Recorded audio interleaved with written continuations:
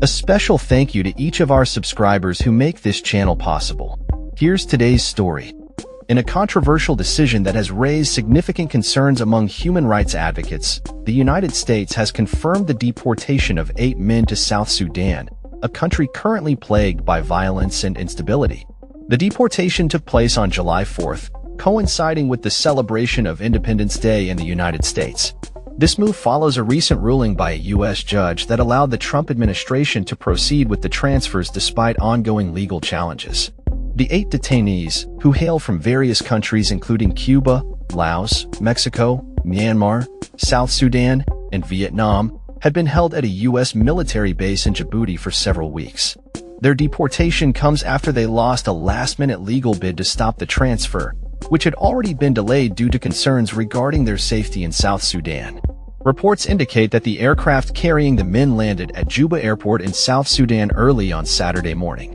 However, their exact whereabouts following the arrival remain unknown.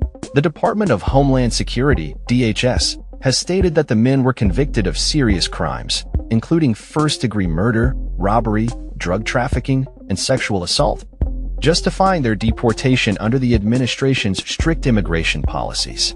The deportation of these individuals has sparked outrage among progressive lawmakers and human rights organizations. Congresswoman Pramila Jagpal expressed her dismay on social media, stating, "These third-country deportations are wrong, period. And the United States should not be sending people to a literal war zone." Her comments reflect a broader concern that deporting individuals to countries where they face significant risks is a violation of their rights. The legal battles surrounding this case have been extensive. The U.S. Supreme Court has ruled twice in favor of the Trump administration's authority to deport individuals to countries outside their homelands. The latest ruling came just days before the deportation, with Judge Brian Murphy of Boston acknowledging that he was constrained by the Supreme Court's decision. The detainees had argued that sending them to South Sudan would violate the U.S. Constitution's prohibition against cruel and unusual punishment, but their appeal was ultimately denied. In a statement following the deportations, DHS Assistant Secretary Tricia McLaughlin praised the removals as a victory for the rule of law and the safety of American citizens. However, critics argue that this perspective overlooks the humanitarian implications of sending individuals to a country with a dire security situation. The U.S. State Department currently advises American citizens against traveling to South Sudan due to rampant crime, kidnappings, and ongoing armed conflict. The United Nations has also issued warnings about the potential for renewed violence in the country, which has been embroiled in political turmoil since the end of its civil war in 2018. Legal experts have condemned the administration's practice of deporting individuals to third countries.